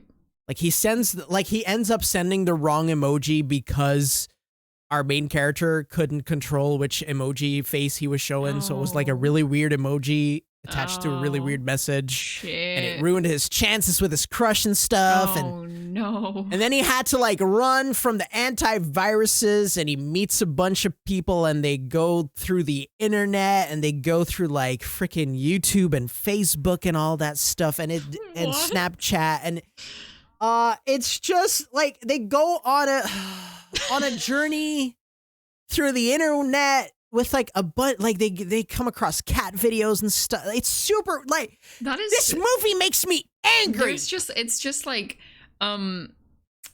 speaking to like they're like, right, what is popular?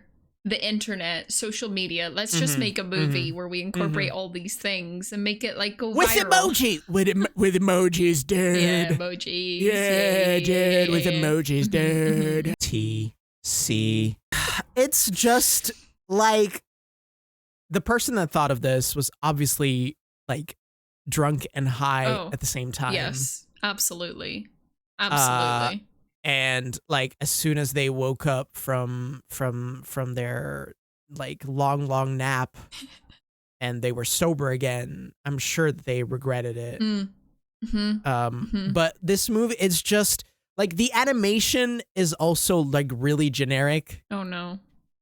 It's a really generically animated movie. It doesn't offer like cool shots or art styles or whatever. Who is it by? Like what is it, like studio is?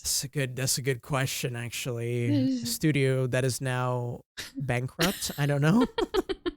Right. Also, as if it's not bad enough, this movie has a Metascore of 12. Wow. And 3.3 on IMDb. Nice. This movie stars T.J. Miller, right, as the voice of the main character, right.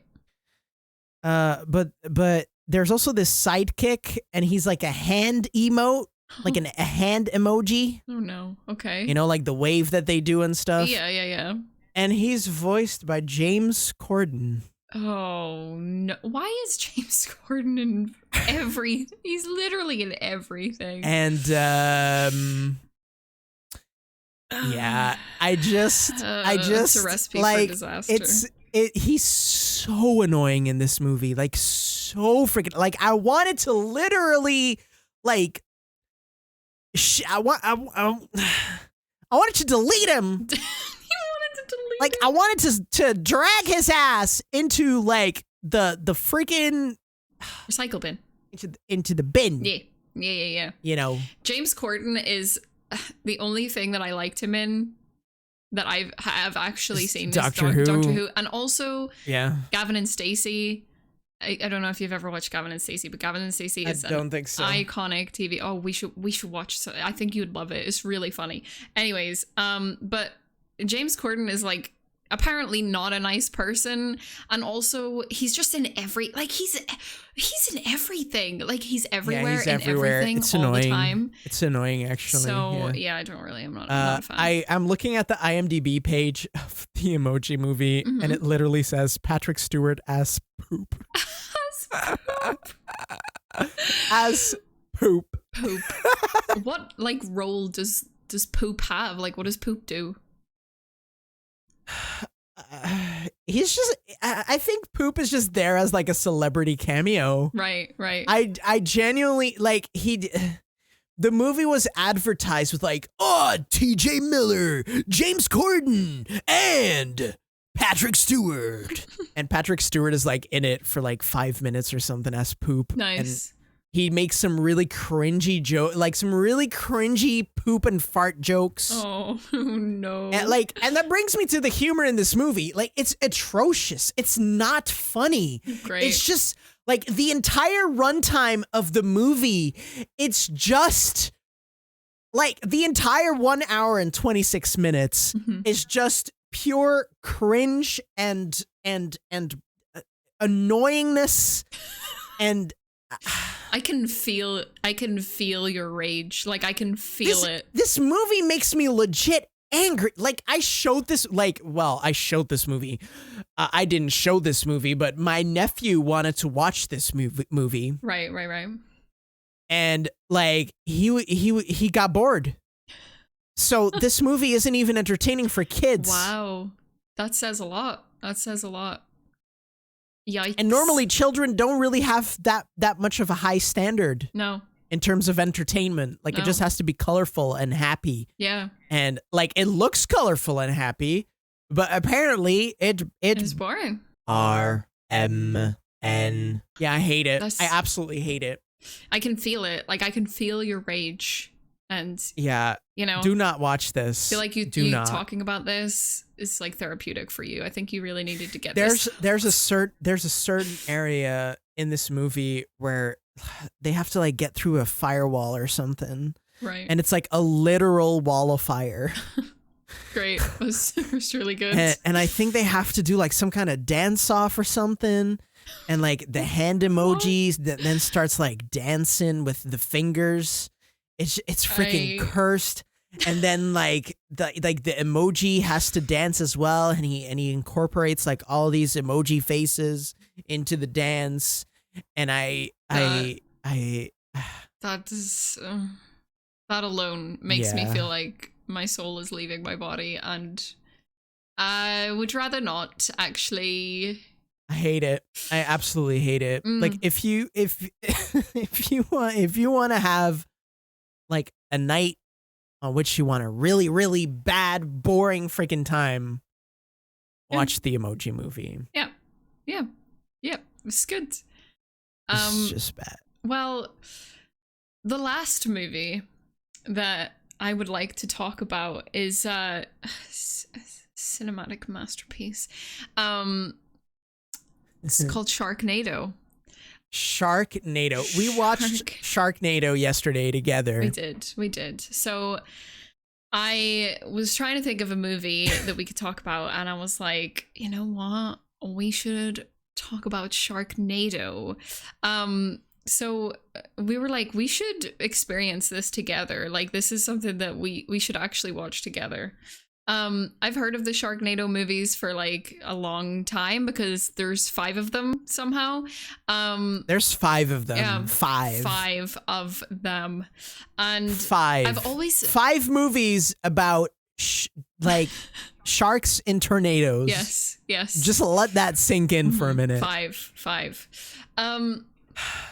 But yeah, I've heard of them. I've always been very curious because like it can't be good, right? It can't be good. But I've always been very curious. And you know what? It wasn't. No, it wasn't. No, it wasn't. I mean, like watching Sharknado with you yesterday evening was simultaneously the best decision I've ever made in my entire life, but also the worst decision I've ever made in my entire life. Yeah. Like at the same time. Yeah. Because like we did have fun. We had a lot of fun. But not because the movie was good. No. I feel like also if we had watched it alone and like separately, I think we would have just been like, what the actual crap? I think we would have been kill me now. Broken humans. Yeah. But basically, if the title does not already kind of suggest it, Sharknado is about shark tornadoes. It is set in LA, where there is a like tropical storm coming from like Mexico or something. I think it said. I don't really know. I have no idea. But I don't remember. Basically, this huge storm hits LA, and the movie starts off on this beach. And there's a bar on the pier. Well, I mean, it starts off in a boat. Well, yeah, I still don't understand like why that even happened. I don't know why that scene was in there because irrelevant to the It was completely irrelevant. It was like it did. I don't know why it was in there. It was just a scene where this random guy with like he was a really bad actor, like with another guy in a boat who was also a really bad actor. Both terrible. They were talking about stuff and they were exchanging like millions, and all of a sudden there's just sharks eating the crew of the boat, and then eventually also eating them. Yeah. And then it just cuts to like stock footage of the LA beach. Yeah. That's like the real big thing about this movie is that it is terribly edited. And it's terribly edited. The camera angles and shots and editing questionable. It's all bad. You'll see like the movie footage, but in between that there's a lot of stock footage. It's very glaringly obvious. And I will get to my actual favorite point of the movie, which involves stock footage. It made me pish myself. But yeah, so this guy owns a bar on the pier, and him and his friends are out in the sea surfing, and one of them's on like a little boat thing. What do you call those? Like a jet ski thing? A jet ski, yeah. They're speaking in the most ridiculous accents. Like at the start of the movie, we were like, they're supposed to come from Australia. Yeah, one of them is supposed to be Australian. The other is supposed to be from LA. But they sounded like this is the best way I can describe it. They sounded like English actors putting on American accents and trying to do Australian on top of it. Like, that is what it sounded like. Yeah. It was like, I just don't understand why they didn't just go with like actors that were native to those areas. Like, it was very bad. But while they're in the water, the sharks, they start coming in the waves. And, there's waves, and the waves get big, and there's a shark that just like comes through the window into the bar. Yep. And eats someone's legs and stuff. Yeah. So they have like this core group of characters. It's like the guy that owns the bar, the girl who works there. Women depicted in this movie, absolutely fucking horrendous. Wait. I actually wrote something down about, so I would describe this movie as a movie directed by an old straight white man in his midlife crisis stuck in a broken marriage. Yes, that is the perfect description, because it made me so sad, because one of the characters at the start is played by the dad from Home Alone, and his character is a sleazy old man. It's gross. He grabs like the butt of this female character, and they all just laugh about squeezes it, like, and they all laugh about it and joke about it. Funny. He touched her butt without her consent. So good. It's great. Like, don't freaking do that. So gross. So yeah, the sharks start coming through the windows of this bar, and they have to get out of there, right? So they're, I don't fucking know. They're like driving through LA. The guy that owns the bar has a family that him and his wife are like aren't together, but are, I think. They're, and they have a daughter. They're together, but they're not. Yeah. And there's a lot of water everywhere, and they have to save people in between, and there's like just sharks eating people. Yeah. It's basically their journey of trying to get away from this. And there's this one scene that I will never, like, I mean, there's multiple scenes that I will never forget, but there's this one scene where they park in front of the house of his wife. Oh my God. Yeah. And like the house is on like the same like ground level, right? And they go inside of the house because there's these sharks coming, and like all of a sudden, like the sharks just like they burst in like through the front door. Yep. And like they eat a guy, and like the whole house starts to be like underwater. Yep. But then somehow they go outside, and the car's just standing there on dry land. Yep. But that wouldn't work because outside would also be flooded if the house was flooded, because they were on the same level. Yeah, and then the house explodes. Like the water explodes like through the windows of the house. That scene where like the shark was killing someone in that house, it kept changing size. The shark was tiny, and then it was fucking huge, and then it was tiny again. And I was like, okay. Yeah. Just, I think the moment where I absolutely like lost it was in the end. Yes. I have to talk about this because we shrieked. we actually screamed. Like, I think my neighbors heard me.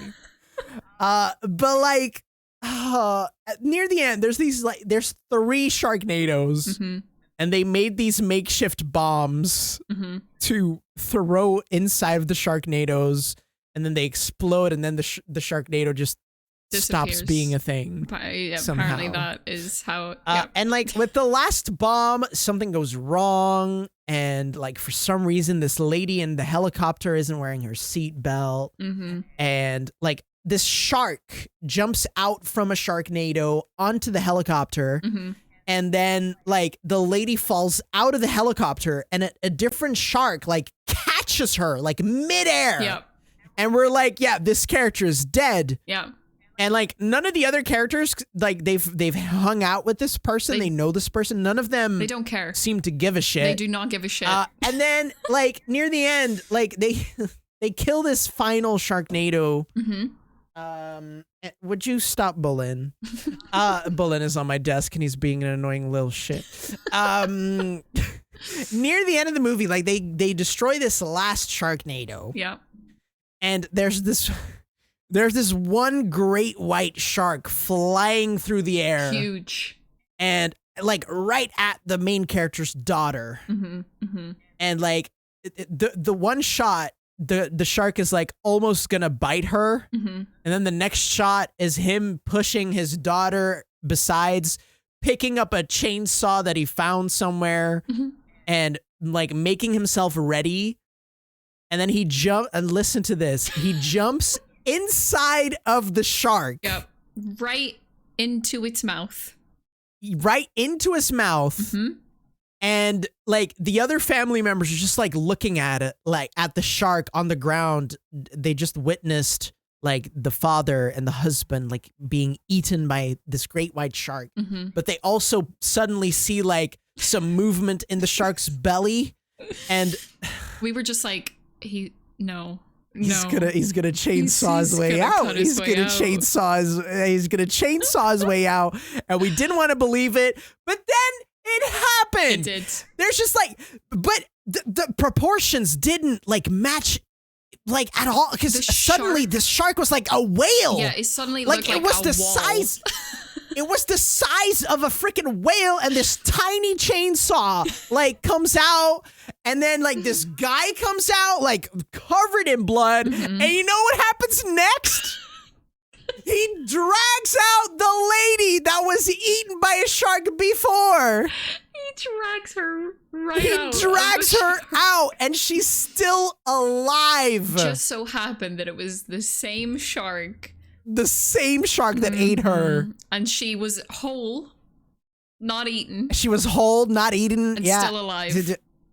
Still alive. Incredible. And it was that same shark, whilst there were like 300 sharks flying around in LA airspace. Yep.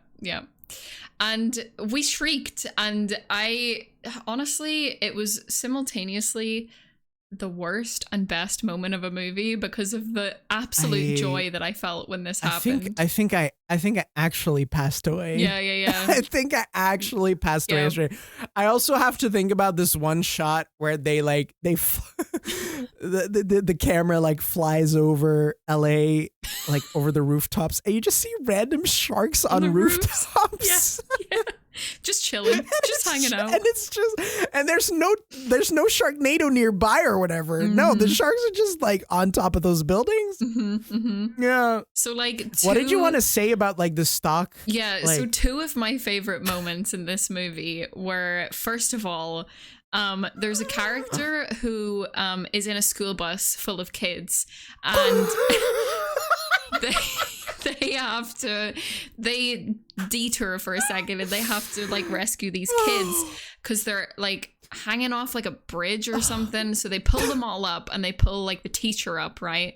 But it's really windy. There's shit like flying everywhere. The Hollywood sign is flying everywhere, and they do all these like fucking Matrix moves where they dodge all of the Hollywood signs. And they dodge Hollywood signs instead of bullets. Yeah. It's like the Neo scene in the Matrix where like he just like slow-mo dodges all the bullets, but it's that with the Hollywood sign. Fucking Hollywood sign. And they seemingly dodge them all. And the teacher is like, my mama always told me that Hollywood would kill me. And of course, the last letter just splats. The last letter just splats him. And he just rips. He pieces out. Beautiful. Cinematic. Mwah. I just this movie. It's great. But the other bit with the stock footage was I think I know what you're gonna say. So there's this part where I can't even. They go to this like retirement home, and for some reason it's sunny because it's sunny in the middle of it's sunny storm with sharknadoes around. It's sunny. It's nice like day. That happens a lot in this movie actually. Like it'll be sunny in one shot and then in the next shot it would rain. Yeah. It's freaking weird. The continuity, the consistency. Wow. It's wow. But so there's this retirement home. It's sunny. All of the like elderly people are in the pool because that's what you do in the middle of a storm. And a shark like lands in the pool, right? Yeah. And they instead of showing a shark in a pool, it cuts to stock footage of a shark in the ocean. It is very clearly from like a shark documentary or something of these sharks like swimming in the ocean, but it's trying to convey the shark in the pool. But like beautiful. they used that same piece of stock footage like throughout the movie multiple times. Like there were these sharks in like brown dirty water, and then they cut to the shark in the water, and it's just the shark in like a bright blue ocean, like and it's just like ocean. That's not the same shark. It's just not. Yeah. That was beautiful. There's a lot of stock footage that's used. Like there's one scene where the police are chasing their car, and it cuts to a police chase stock footage, and there's just a policeman on a motorbike, like not chasing anything. There's no car in the stock footage. Oh my God. As terrible as this movie is, I would actually recommend watching it with a friend or like your partner or just and something. take some beers or some wine or crack open a bottle of wine. I genuinely wish we had been a little bit drunk when we were watching that, because I think it would have made the experience like even better. But that was the first movie that Cobble and I watched together, and I think that's poetic. That is poetic. It's pure poetry. Yeah. But I'm getting a transmission in from a alternate dimension. So let's listen to it. Let's listen to it. Right. So Taki, I watched the Emoji Movie. Oh my! I've been wanting to watch that movie for so long. Yes. So like the concept of this movie is like it's emojis inside of a phone. Oh my God. But they're actually alive in our phones. Oh, that is so super smart. I would never have thought of super that. Smart. It's really, I think like the Emoji Movie, it was really good. Yeah. It was really good. The main character is portrayed by TJ Miller. Like amazing performance. Just the voice acting was top notch, and he plays this character that is an emoji, but he isn't stuck to one emoji. Like he's supposed to be a meh emoji, right? But he can do like smiles and hearts and tongue out and like everything. So cool. But that's not like allowed in the phone, and so like the phone sends like antivirus agents on out on him, and he meets this cool, super totally not annoying hand character played by James Corden. Oh my God, I love James Corden. I love James Corden. He's such a great actor, so talented. I love that James Corden is in everything, because it's I love that too. I love that it's too. Amazing. Yeah, he deserves it. Can't get enough. Yeah, same here. And like Sir Patrick Stewart is in this as the poop emoji. Oh my goodness. Which is so good. Like so freaking good. That has to be like his best performance ever, right? It's one of his best performances. Right. Yeah, definitely. It's definitely one of his best performances.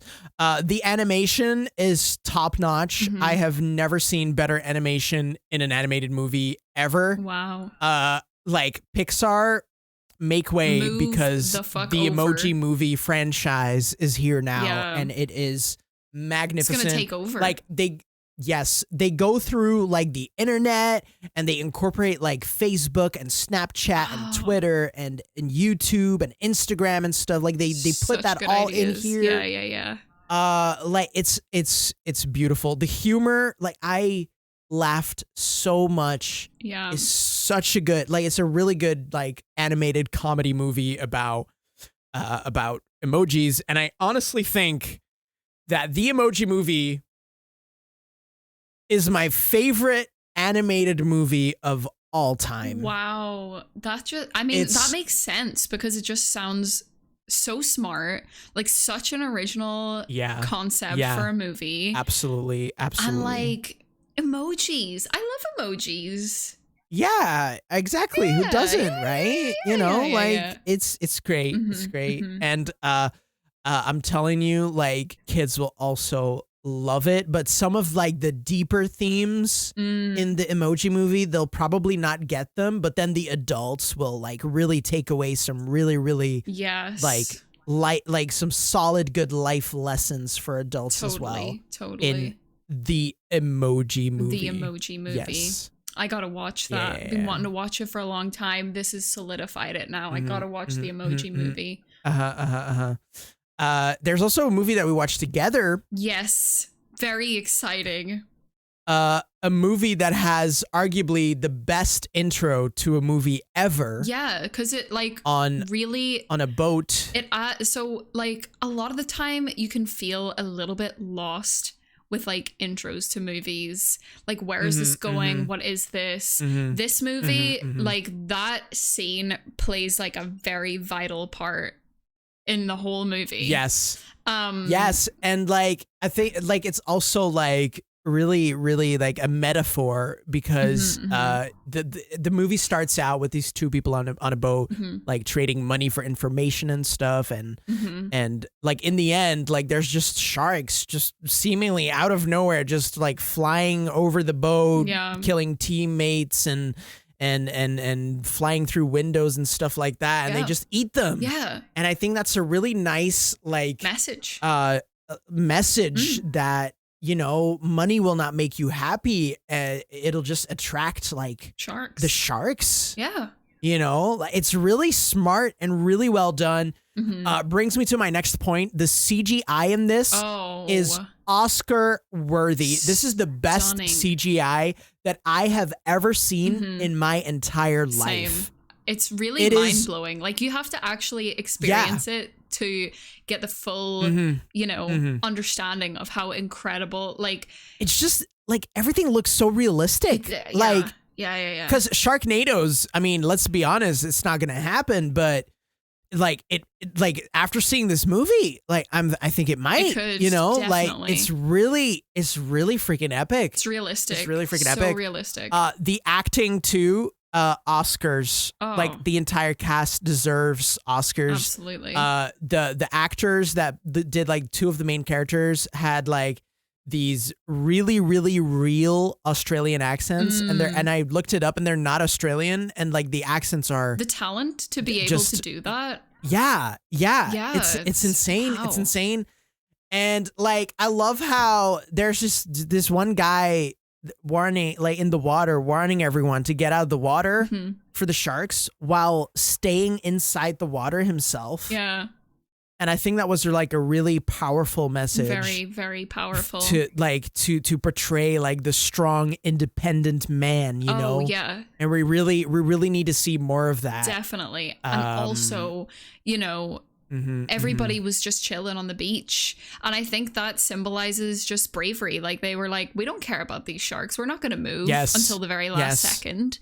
And absolutely. Yeah, it just so brave. So brave. The action sequence that followed him like warning everyone with like the surfboard and he like rammed the shark with the tip of his surfboard. Oh, amazing. It was so good. So good.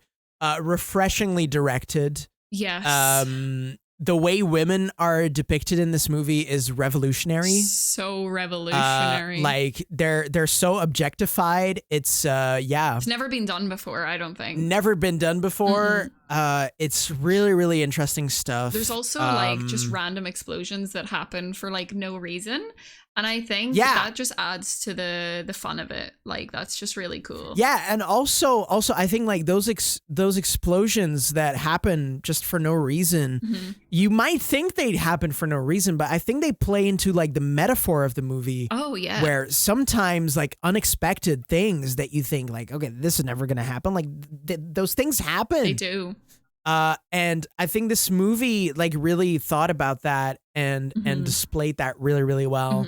I also think that the guy that played the dad in Home Alone gives the performance of his lifetime. Brilliant character. Brilliant character. Like, you'd be friends with him, you know? Like, yes, he's just a lovely gentleman that you'd love to be friends with. Absolutely. You know, one of my favorite things about the movie, so smart. Like, this is just so smart because they use stock footage like throughout the movie. They use real footage in between like the footage of the rest of the movie, and it makes it feel even more real. Ties it together beautifully. Yeah. It's really good. The camera work and the editing is unlike anything I've ever seen. It's great. Yeah, it's just, it needs to win so many Oscars. The sound is incredible. Yeah, the sound is incredible. It needs to be like loaded with like a bunch of Oscars because it's really freaking. Yeah. Also, the Matrix inspired scene with the bullets. Well, the bullets are the Hollywood signs. Brilliant. Absolute, just cinematic brilliance. Better than The Matrix, right? Yeah. It takes that iconic scene from, you know, the pretty average Matrix movie. Like, it was not great, but that scene was iconic. Yeah. And it made it good. Yeah. Like, it made it an actual good scene. Fantastic. And I love it. It moved me. The whole movie just like moved me in a way that no movie has ever done before. The emotions are really high as well. Yeah. The finale is ultra realistic. And they up the whole special effects and CGI thing to an even higher level. It's actually insane. The way they took out the sharknados with the homemade bombs that they somehow knew how to make was brilliant as well. Yeah. Those bombs were just inspiring.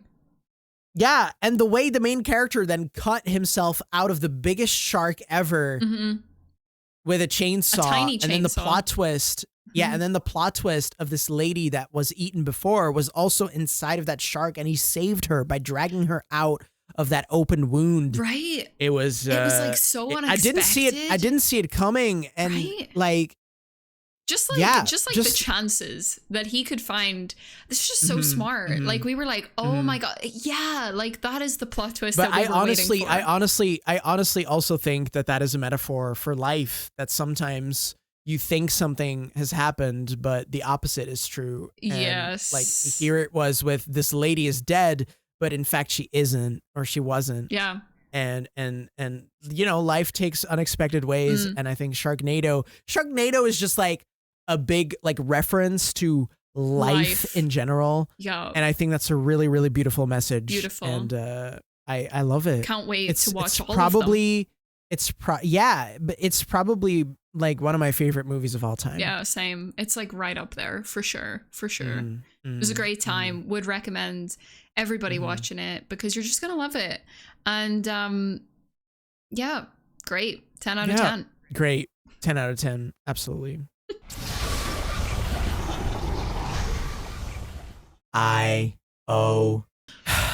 That hurt. That really did. I mean, listen, like I said, especially calling The Matrix bad was painful. You know what? It's painful. It's a terrible movie, but it's fun to watch. Sharknado, you mean, not The Matrix? No. I can't have an opinion. I haven't seen The Matrix, remember? We're gonna have to watch The Matrix together. Yeah. Okay. But yeah, Sharknado, very bad movie, very just bad, but very fun to watch. Like, I laughed really hard. It was a enjoyable and also horrible experience at the same time.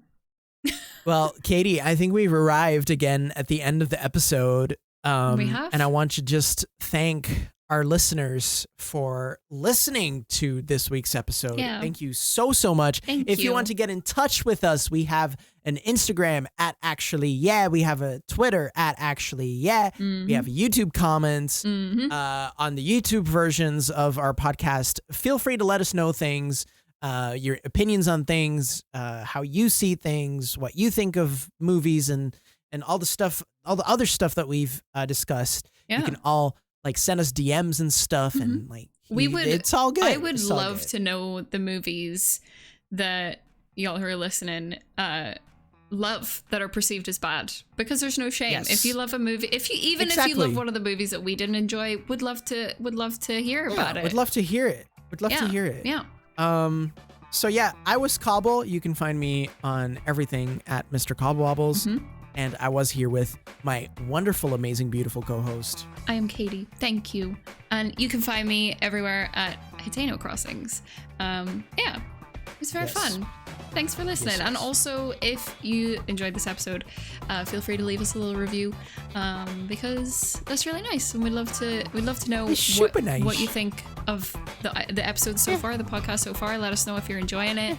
We're enjoying it very much, and we have our next episode next week is what are we talking about? We are going to be talking about some unsolved mysteries, and we're gonna attempt to solve them somehow. Maybe. Right here on this podcast, unsolved mysteries that have been a mystery for years. We are gonna solve them. We're gonna solve them. We're gonna let our inner Sherlock Holmes out. Yeah. Anyways, thank you for listening, giving us some feedback, and reaching out on socials and all the good stuff. Thank you so much. And this is how the next episode will sound. Yeah. Shout out to Taki and Buckle for their wrong opinions in their podcast. Actually.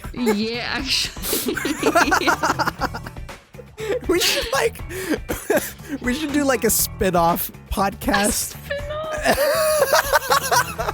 I don't know if I want to hear Taki's opinions if Nicolas Cage is her favorite actor. Thank you very much.